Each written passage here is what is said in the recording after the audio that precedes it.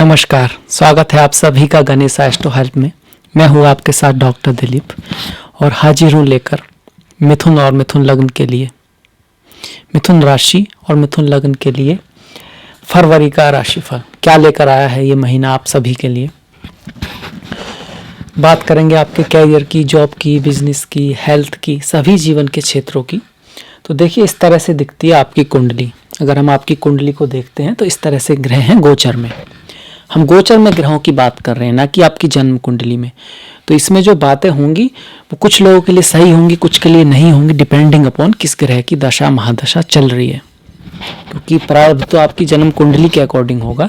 ऐसा नहीं है कि मिथुन वालों के लिए सभी के लिए प्रॉब्लम आएगी, सभी के लिए अच्छा होगा।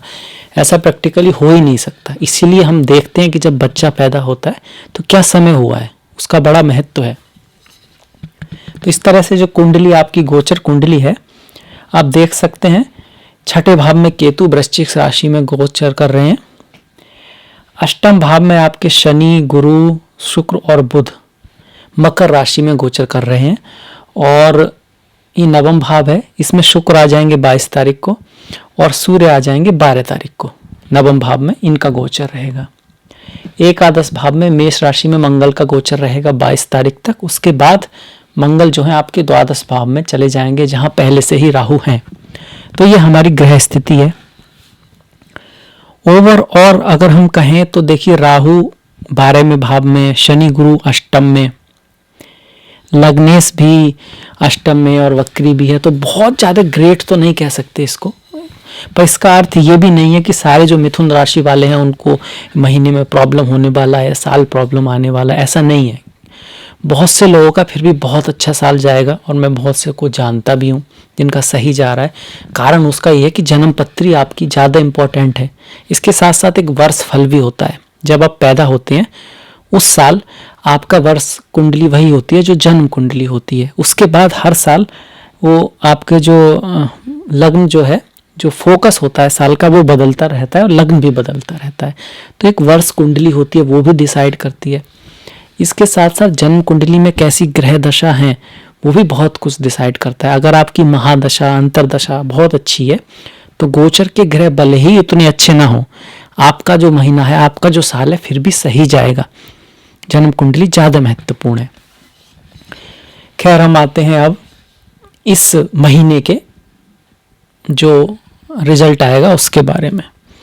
तो अगर हम देखते हैं तो बहुत सारे ग्रह हमको अष्टम भाव में दिखते हैं। और अष्टम भाव किस चीज़ का है?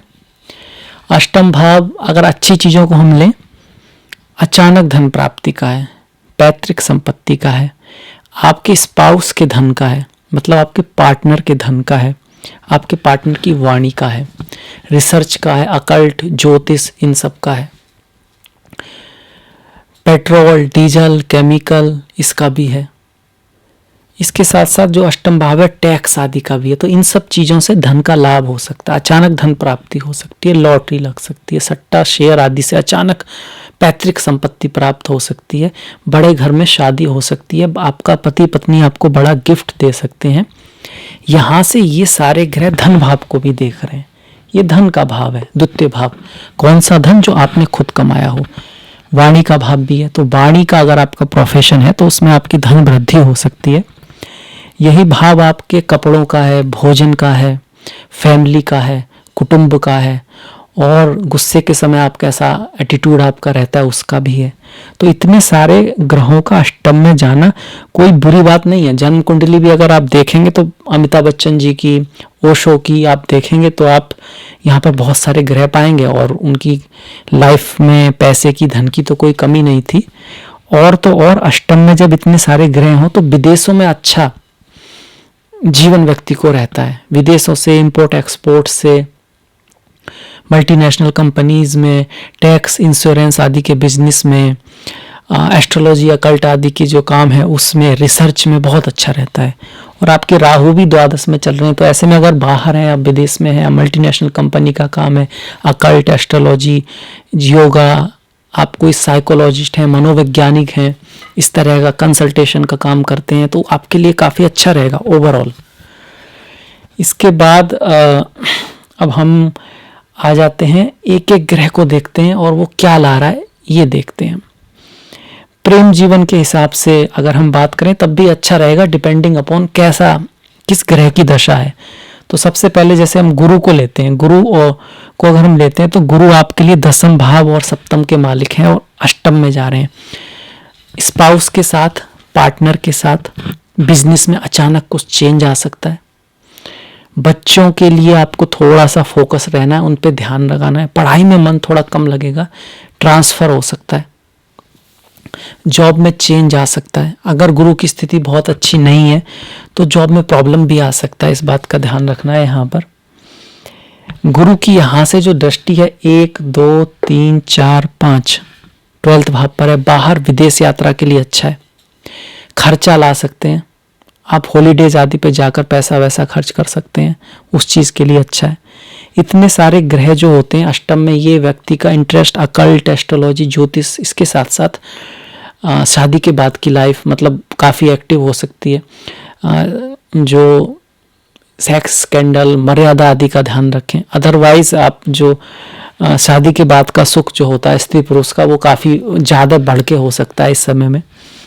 इसके साथ साथ गुरु की जो द्वितीय भाव पर दृष्टि है, धन आदि आ सकता है, धन आदि आ सकता है और पैसे के मामले में अच्छा हो सकता है। जरूरी नहीं है कि हो सकता है, क्योंकि अष्टम जो धन होता है वो नॉर्मली ऐसा धन होता है जो आपने नहीं कमाया, मतलब पैतृक संपत्ति से, किसी के इंश्योरेंस से, बीमा से, या फिर पेट्रोल डीजल आदि का गुप्त धन, रहस्यमय धन जो छुपा हुआ हो वो मिल जाए, उस तरह का। अपने बनाए हुए धन के मामले में अष्टम बहुत ज़्यादा अच्छा नहीं होता। अगर आप किसी ऐसे फील्ड में हैं जैसे ज्योतिष का काम है, इंश्योरेंस का काम है, अकल्ट का काम है, समाधि का काम है, मनोवैज्ञानिक है, अष्टम से ही जुड़ा हुआ काम है आपका, टैक्स से जुड़ा हुआ काम है, तब उसमें आपको तरक्की हो। Petrol diesel, chemical, gases, stones, इन सब से जुड़ा हुआ काम है, तब वो आपके लिए बहुत अच्छा रह सकता है। लोहे का काम है, जो जिनका लोहे का मेटल्स से जुड़ा हुआ काम है, तो उसके लिए बहुत बढ़िया रह सकता है। गुरु की यहाँ से दृष्टि चतुर्थ भाव पर भी है, तो घर, गाड़ी, बंगला, भूमि, वाहन खरीदने के योग बनते हैं। पर चूंकि चतुर्थ का मालिक और लग्न का मालिक अष्टम में है और वक्री भी है, 30 तारीख से आपके बुध वक्री रहेंगे 22 तारीख तक, तो ऐसे में थोड़ा सा संभलने की जरूरत है इस महीने में। कोई बड़ा रिस्क ना लें, बातें करते वक्त और कोई साइन डील करते वक्त ध्यान रखें, गलती हो सकती है। माता के स्वास्थ्य का ध्यान रखें। बाहर दूर जाने की यात्रा के योग बनते हैं, माता से दूर जाने के योग बनते हैं, पर माता के स्वास्थ्य का ध्यान रखें।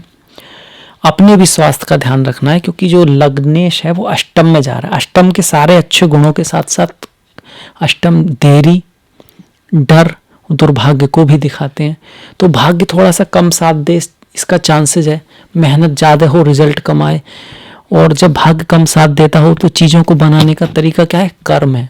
कर्म प्रधान विश्व रचि राखा, जो जस करिए ताफल चाखा। भाग्य के लिए कुछ छोड़िए ही मत। जैसा विवेकानंद ने कहा है कि उठो जागो और तब तक प्रयास करो जब तक कि आप अपने लक्ष्य को पा नहीं लेते। तो पहले तो आपको गोल पता होना चाहिए, आपको जीवन में क्या करना है, अंदर से आना चाहिए, किसी को देख के नहीं। फिर जागो। जागो का मतलब है उसके लिए जो जो चाहिए, जो जो स्किल चाहिए, जो जो जानकारी चाहिए, उसको पूरे मन से, दिल से उसको करो, उसको प्राप्त करो। आगे बढ़ो जब तक कि पा नहीं लेते। मतलब आप जब आगे बढ़ोगे, भाग्य उतना नहीं है तो गिर भी सकते हो, नुकसान भी हो सकता है, पर आप उससे कुछ सीखोगे। जब भी आप प्रॉब्लम में होते हो, जब कोई टफ टाइम होता है, उसी में आप सीखते हो। तो 1 बार 2 बार 3 बार बढ़ो, आगे बढ़ते ही रहो जब तक कि पा नहीं लेते। तो मेहनत करके आप बहुत कुछ अचीव भी कर सकते हैं। ऐसा नहीं है कि पत्थर की लकीर है। और इसमें भी अगर आपकी दशा महादशा अच्छी हुई तो फिर काफ़ी अच्छा जाएगा। दशा महादशा ज़्यादा इम्पोर्टेंट है, जन्म कुंडली ज़्यादा इम्पोर्टेंट है। गुरु के साथ शनि की बात करें तो शनि की भी कह सकते हैं कि ढैया है। और शनि की जो ढैया होती है तो व्यक्ति मेहनत ज़्यादा कराती है। स्वास्थ्य का ध्यान रखें। पति पत्नी के बीच में थोड़ी दूरी ला सकती है। हालांकि चूंकि इतने भाव अष्टम में हैं और धन भाव को देख रहे हैं तो जमीन से आपका धन आ सकता है, टूरिज्म से भी धन आ सकता है। भाग्य का स्वामी धन को देख रहा है, भाग्य से कुछ धन आदि की प्राप्ति हो सकती है। पैतृक संपत्ति मिलने का चांस यहाँ पर शनि बनाते हैं। उनकी दृष्टि कर्तव्य के भाव पर है, कर्म के भाव पर है, पद प्रतिष्ठा प्रमोशन के भाव पर है, तो उसमें थोड़ा दिक्कत आएगी। इतनी आसानी से प्रमोशन नहीं होगा, मेहनत यहाँ पे करनी पड़ेगी और भाग्य के भरोसे कुछ नहीं होगा।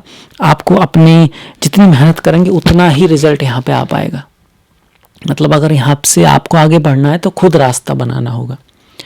वैसे भी कहा जाता है कि यार आपको कुछ बड़ा करना है तो बड़ा बनना होगा, दूसरा कोई रास्ता नहीं है। भाग्य से एक बार दो बार कुछ हो सकता है, पर भाग्य भरोसे कोई बड़ा नहीं बना, ना ही कोई बड़ा बनेगा। कुछ गलती से पहुंच भी जाएगा तो वहां ज्यादा देर रुकेगा नहीं। कर्म, संसार कर्म प्रधान है। ये जो मृत्यु लोक है यहाँ पर कर्मों का रिजल्ट मिलता है और यहाँ कर्मों से ही व्यक्ति आगे बढ़ता है। सही डिसीजन लें और फिर उनको फॉलो करें। डिसीजन लेने में आप किसी एक्सपर्ट की राय ले सकते हैं उस चीज़ के लिए, ताकि आप दूसरों का भाग्य भी शामिल हो जाए, जो एक्सपर्ट हैं उनका भी भाग्य शामिल हो जाए उस चीज़ के ऊपर। 2-3 लोग जो आप समझते हैं कि वो उस चीज़ को जानते हैं, उनकी राय लेकर आगे बढ़ सकते हैं ऐसे समय में, तो वो अच्छा रहता है। शनि की जो 10वीं दृष्टि है वो पंचम भाव पर है, मंगल की भी 10वीं दृष्टि पंचम भाव पर है। शिक्षा के मामले में थोड़ा सा मेहनत ज़्यादा होगी तब रिजल्ट आएगा। अगर आप स्टूडेंट हैं तो काफ़ी मेहनत करनी होगी तभी रिजल्ट आएगा। अदरवाइज हो सकता है कि वो क्वेश्चन नहीं आए जो आपने याद किए, तो आप पूरे ही क्वेश्चन याद कर लीजिए, फिर तो कोई आ नहीं सकता ना बाहर। सारा ही सीख लीजिए, इतनी मेहनत कर लीजिए कि वो बोलते हैं ना कि खुद को कर बुलंद इतना कि खुदा आपसे पूछे, बंदे से पूछे कि उसकी रजा क्या है। कहने का मतलब है आप इतनी मेहनत कीजिए, इतनी मेहनत कीजिए कि कोई ऑप्शन ही ना बचे। 100 में से 100 ही याद कर लीजिए। तो कैसे, मतलब जवाब अगर आप दिल लगा के मेहनत करते हैं तो फिर तो बोलते हैं ना कि ईश्वर भी उसकी सहायता करता है जो खुद की सहायता करता है, वो वाली बात है। अदरवाइज मेहनत नहीं करेंगे आप। हाँ, अगर आपकी मंगल की दशा है, अंतरदशा है और मंगल आपकी कुंडली में अच्छे हैं, हालांकि बहुत कारक ग्रह नहीं है आपके मंगल, आपके अष्टमेश हैं और आपके एकादश हैं, पर छठे भाव के भी स्वामी। दोनों ही भाव जो हैं वो धन से जुड़े हैं तो हैं। अगर मंगल आपकी कुंडली में अच्छे हैं तो धन लाभ हो सकता है, पैसा आ सकता है, कुछ इच्छाएं पूर्ति हो सकती हैं, पुत्र रत्न की प्राप्ति हो सकती है, प्रमोशन आदि हो सकता है जिनके मंगल अच्छे हैं और मंगल की दशा महादशा है। तब ये यहाँ पे सुपारिजात नाम का योग भी बनाकर बैठे हैं मंगल, तो कुछ ना कुछ अच्छा जरूर ला सकते हैं। अगर मंगल की दशा अंतरदशा है तो नहीं है तो थोड़ा बहुत लाभ हो सकता है, ज़्यादा उस स्थिति में लाभ नहीं होगा। और अगर मंगल शुभ नहीं है तो फिर आपके जो सीनियर्स हैं, बड़े भाई हैं, उनसे थोड़ी दूरी भी ला सकते हैं। मतलब फिक्स नहीं है, ऐसा नहीं है ऐसा ही होगा। ऐसा होता तो फिर ज्योतिष बहुत सिंपल हो जाता है। आपकी जन्म कुंडली डिसाइड करेगी, इस वर्ष की कुंडली डिसाइड करेगी। आपका जो मुत्था बोलते हैं वो फोकस कहाँ, इस साल कहाँ पर है, उसका स्वामी कहाँ पर है, वो सब दिखाई पड़ेगा। वो जो मुत्था होता है जो वर्ष फल का होता है, अगर वो चौथे 7वें 8वें 6ठे और 12 में है तो बहुत ज़्यादा शुभ नहीं है। इसके अलावा अगर वो पहले भाव में, दूसरे, तीसरे, पंचम, बाकी किसी भी भाव में, 9 में, 10 में, 11 में, तो वो अच्छा रहता है। वो साल नॉर्मली अच्छा जाता है। उसका स्वामी भी देखना होता है तो तब रिजल्ट आता है, सिर्फ इससे नहीं आता। आपकी जन्म कुंडली और वर्ष फल और गोचर, तब जाकर रिजल्ट आता है। तो निराश होने की कोई बात नहीं है, बहुत अच्छा भी आपका महीना हो सकता है।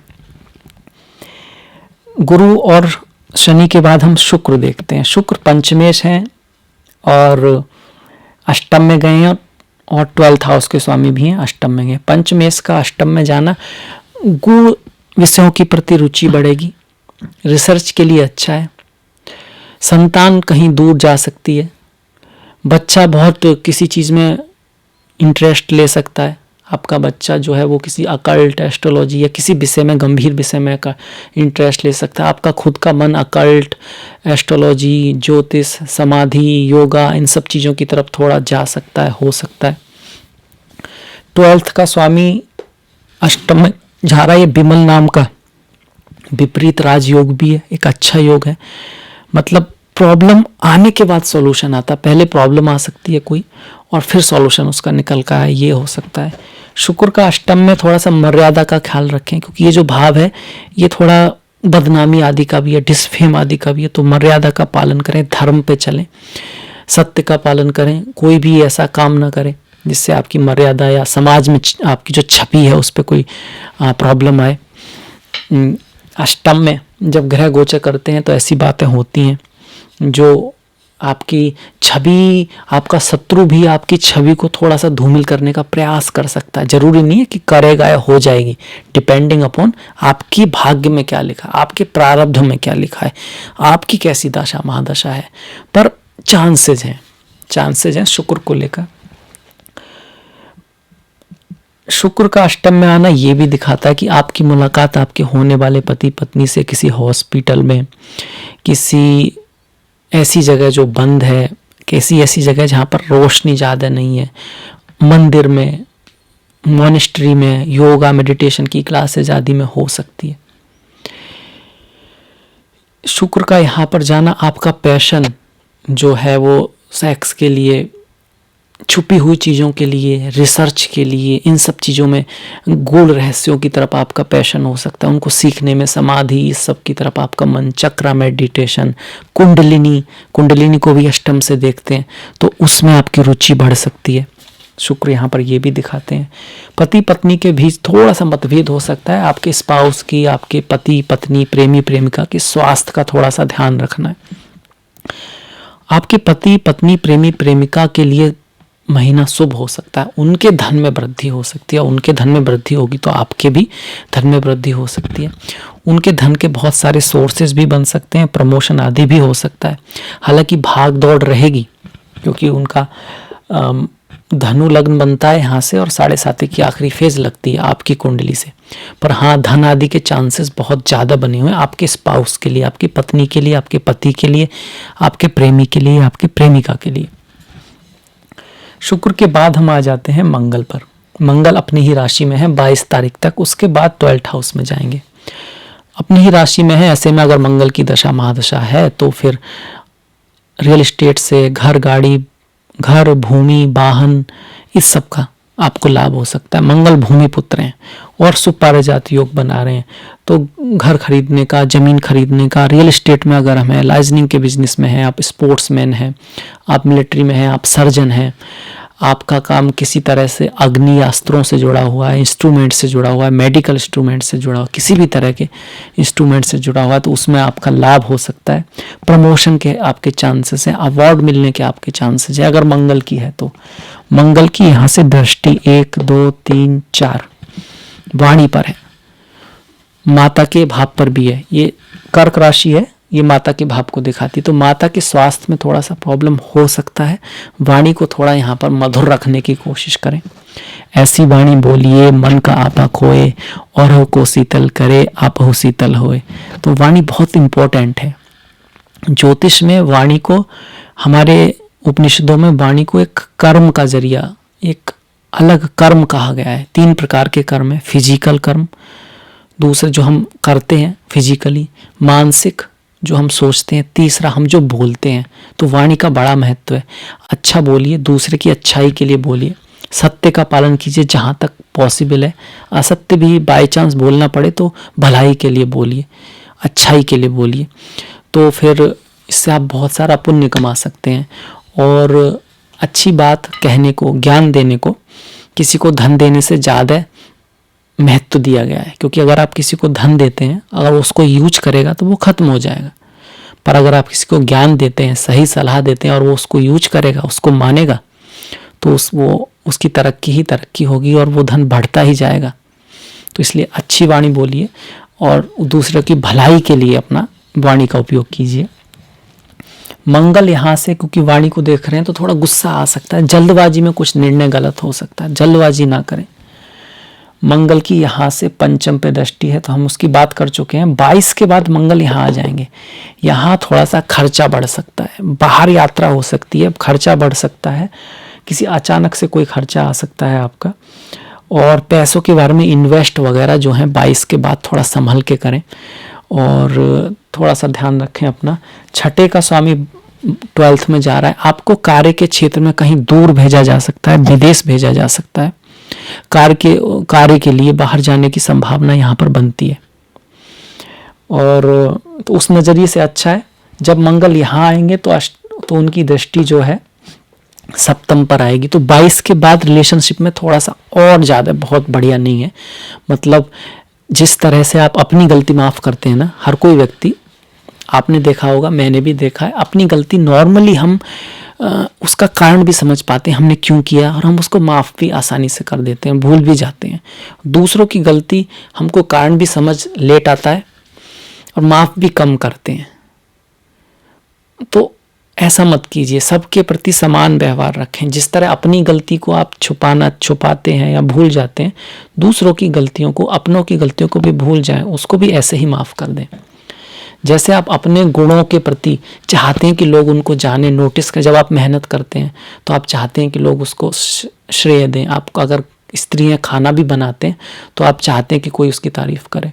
तो जिस तरह आप अपने गुणों को चाहते हैं कि लोग नोटिस करें, वैसे दूसरों के गुणों को नोटिस कीजिए, उनको शाबाशी दीजिए, और जो कुछ कमी है उनको साइड में रखिए, क्योंकि कमी कहाँ नहीं होती, हमारे अंदर भी है, सभी के अंदर है। तो गुणों को देखिए दूसरों के, अपनी पत्नी के, अपने बच्चों के, अपने स्पाउस के, अपने पार्टनर के। बिजनेस में भी गुणों पे फोकस कीजिए और उनको थोड़ा सा इग्नोर, ताकि गुण बढ़ें। जिस पे फोकस करते हैं वही बढ़ जाता है। तो इस चीज़ का ध्यान रखना है इस महीने में, तो इससे आपको सहायता जरूर मिलेगी। ये रियल रेमेडी है।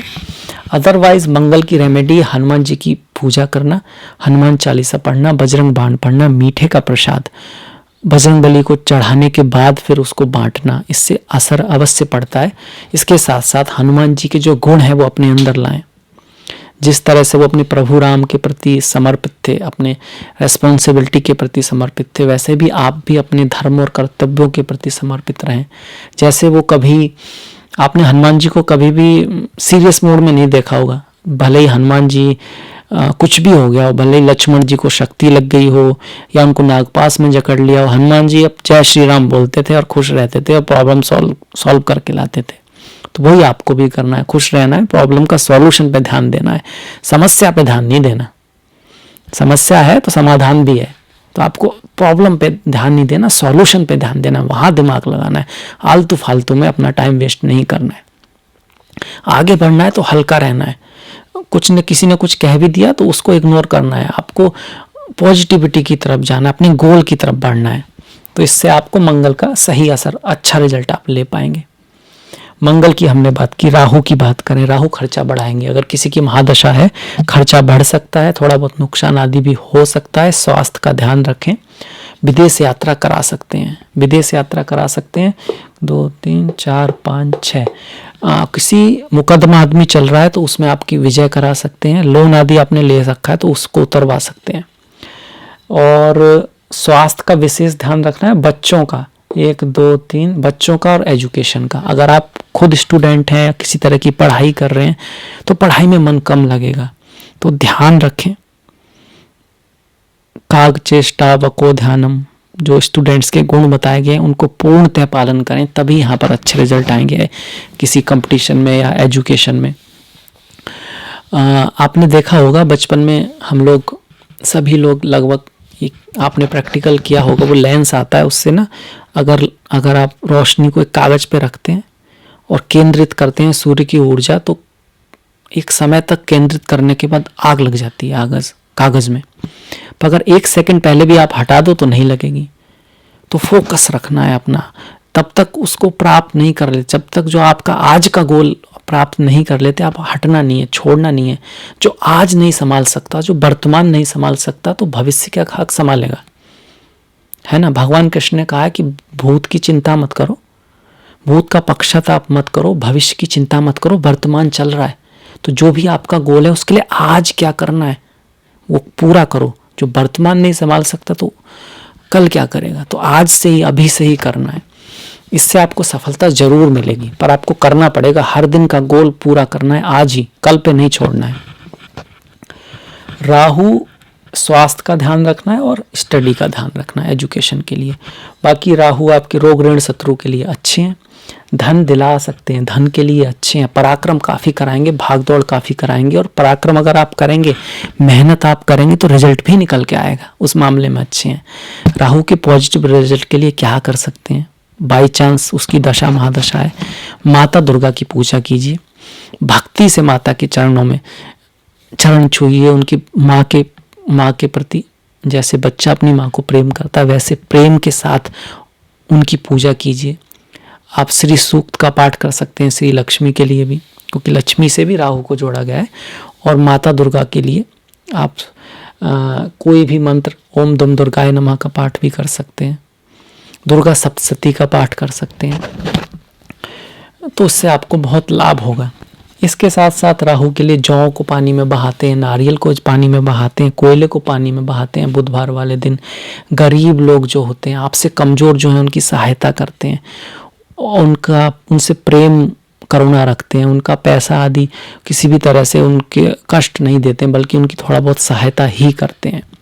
तो इन चीज़ों को आप फॉलो करें तो राहु धीरे धीरे आपके लिए ऑस्पिशियस होने लगेंगे। रिजल्ट के लिए नहीं, करुणा बस करें, प्रेम बस करें और कुछ इच्छा ना रखें उससे। जो रेमेडी कर रहे हैं वो बस ऐसे ही करें जैसे कि आपका नेचर हो, व्यवहार हो, ऐसा नहीं रिजल्ट के लिए और करें फिर वेट करें रिजल्ट तो नहीं आ रहा, रिजल्ट तो नहीं आ रहा। करना है तो दिल से करें, नहीं करना तो फिर ना करें, क्योंकि रिजल्ट के लिए करेंगे तो फिर वो उसमें वो बात नहीं है, क्योंकि कर्म का रिजल्ट तो मिलना ही है, पर डिपेंडिंग अपॉन पिछले जन्म के जो कर्म है, क्योंकि कर्म तो चक्र की तरह है, रिजल्ट तो आपको मिलेगा ही, पर डिपेंडिंग अपॉन पिछले जो कर्म है कब मिलेगा उसमें देर भी हो सकती है। और ऐसे में आप अधैर्य हैं, आप वेट कर रहे हैं तो श्रद्धा ही नहीं रहेगी ना मंत्र में, आपका मन तो रिजल्ट में रहेगा। तो इसलिए पूर्ण मन से करें और रिजल्ट को छोड़ दें। कर्मण्येवाधिकारस्ते मा फलेषु कदाचन, कर्म पर ही हमारा अधिकार है, फल तो प्रकृति को अपने हिसाब से देना ही है, वो देगी ही।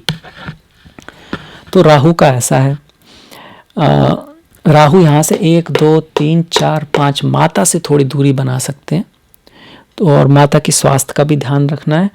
और अष्टम पर जो राहु की दृष्टि है तो सास ससुर के साथ संबंधों में थोड़ी खटास ला सकते हैं, इस चीज़ का भी ध्यान रखें। तो ये था सूर्य को हम देख लेते हैं, सूर्य को देखना भूल गए। सूर्य जो है तृतीयेश हैं और 11 तारीख तक अष्टम में रहेंगे, उसके बाद नवम में जाएंगे।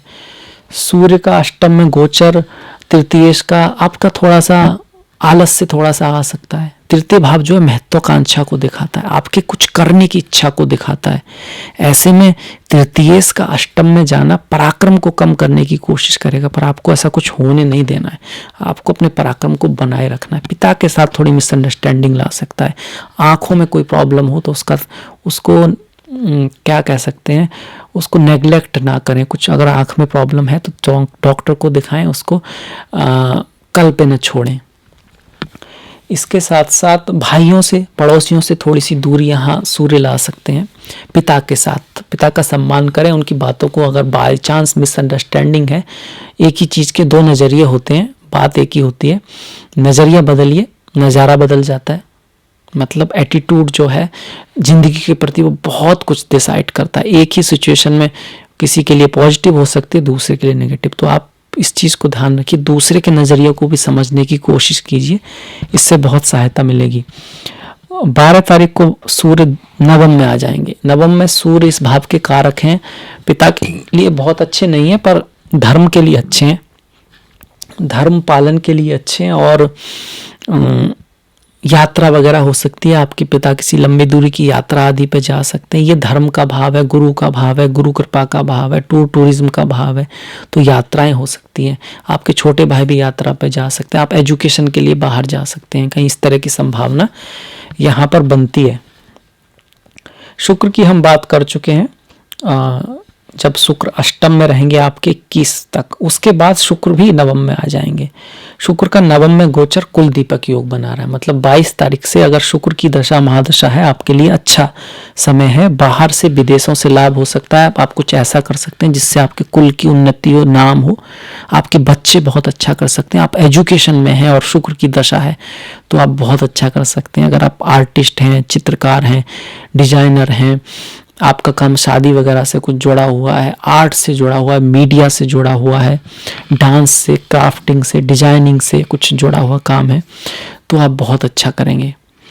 फीमेल्स से, फैशन से आपका जुड़ा हुआ, फूलों से, इस तरह की आइटम जो खुशबूदार आइटम है, चमकीले आइटम है, उससे जुड़ा हुआ काम है आपका, तो आपके लिए 22 के बाद अच्छा समय, लकी है, बहुत बढ़िया रहेगा। तो अब हमने लगभग सारे ग्रह देख लिए हैं और हम बात करेंगे त्योहारों के बारे में।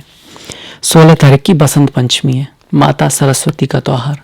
सरस्वती ज्ञान को दिखाती हैं, इंटेलिजेंट विद्धवता को दिखाती हैं। हमारी 3 महत्वपूर्ण देवियां महागौरी, महासरस्वती, महालक्ष्मी में से महासरस्वती बहुत इंपॉर्टेंट है। आप प्रकृति को देखें, हर जगह अपार इंटेलिजेंट है, अपार विवेक है। अगर आप छोटी सी चींटी को भी देखेंगे तो वो बड़े इंटेलिजेंट से भरी हुई है। तो सरस्वती पूजा है 16 फरवरी की। इसी के साथ साथ रति और कामदेव की पूजा भी है। रति कामदेव की पूजा इसलिए क्योंकि प्रकृति खूबसूरत होने लगती है, बसंत आता है, फूल खिलने लगते हैं, तो उनकी पूजा की जाती है। तो आपको सभी को बसंत पंचमी की बहुत बहुत मुबारकबाद। 27 तारीख का पूर्णिमा है। पूर्णिमा चंद्रमा से जुड़ा हुआ है। चंद्रमा हमारे मन एहसास से जुड़ा हुआ है। चंद्रमा को आयु से भी जोड़ते हैं। इसी की आयु कम होती है या फिर विष योग होता है, चंद्रमा पर शनि की दृष्टि होती है। ऐसे में जो है पूर्णिमा का व्रत करना अच्छा माना गया है। 7 तारीख की शतिल्ला एकादशी है, जो देने से जुड़ी हुई है, डोनेशन से जुड़ी हुई है, गिविंग से जुड़ी हुई है कि हमको हमेशा कुछ देना चाहिए। वैसे भी कहा गया है जो भी आय है उसमें से 5 या 10% हमको दान देना चाहिए, अच्छे कार्यों में लगाना चाहिए, सेवा में लगाना चाहिए, प्रभु की सेवा में लगाना चाहिए।